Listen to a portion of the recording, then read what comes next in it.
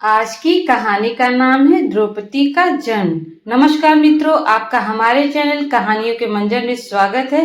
कहानी सुनने से पहले हमारे चैनल को लाइक और सब्सक्राइब करना ना भूलें।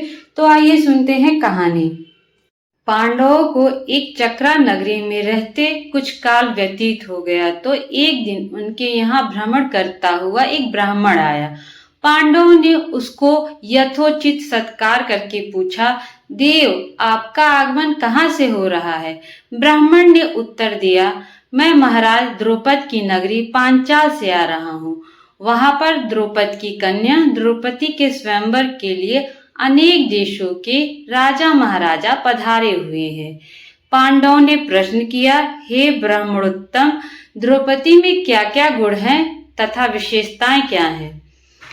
इस पर ब्राह्मण बोला, पांडवगण गुरु द्रोण से पराजित होने के उपरांत महाराज द्रौपद अत्यंत लज्जित हुए और उन्हें किसी प्रकार से नीचा दिखाने का उपाय सोचने लगे।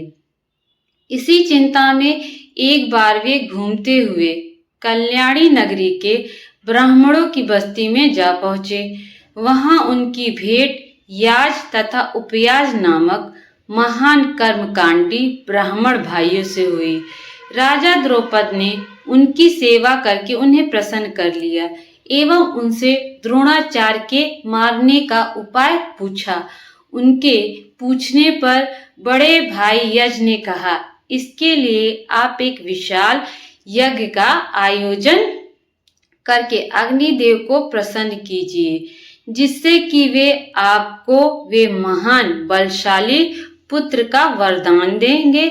महाराज ने याज और उपयास से उनके कहे अनुसार यज्ञ करवाया। उनके यज्ञ से प्रसन्न होकर अग्निदेव ने उन्हें एक ऐसा पुत्र दिया जो संपूर्ण आयुध एवं कवच कुंडल से युक्त था। उसके पश्चात उस यज्ञ कुंड में एक कन्या उत्पन्न हुई, जिसके नेत्र खिले हुए कमल के समान दिव्यमान थे, भवे चंद्रमा के समान वक्र थी तथा उसका वर्ण श्यामल था। उसके उत्पन्न होते ही एक आकाशवाणी हुई कि इस बालिका का जन्म क्षत्रियों के संहार और कौरवों के विनाश के हेतु हुआ है। बालक का नाम धृष्टद्युम्न एवं बालिका का नाम कृष्णा रखा गया। द्रौपद ने धृष्टद्युम्न को शिक्षा के लिए द्रोणाचार्य के पास भेज दिया और द्रोणाचार्य अपनी समस्त शत्रुता को त्याग कर उस बालक को विद्या प्रदान करने लगे। बालिका अब युवा होकर अत्यंत लवमणिमयी हो गई और उसी का स्वयंवर होने वाला है। उस ब्राह्मण के प्रस्थान करने के पश्चात पांडवों से भेंट करने वेद व्यास जी आ पहुंचे। वेद व्यास ने पांडवों को आदेश दिया कि तुम लोग पांचाल चले जाओ। वहां द्रौपद कन्या पांचाली का स्वयंवर होने जा रहा है।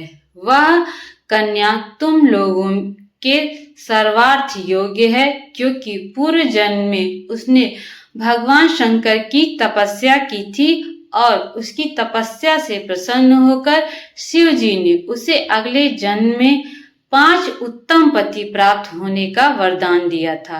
वह देवी स्वरूपा बालिका सब भांति से तुम लोगों के योग्य ही है। तुम लोग वहां जाकर उसे प्राप्त करो। इतना कहकर वेदव्यास वहां से चले गए। मेरे प्यारे मित्रों, आज की कहानी यहीं पे समाप्त होती है। मेरी कहानी आप लोगों को कैसी लगी कमेंट करके जरूर बताइएगा। धन्यवाद।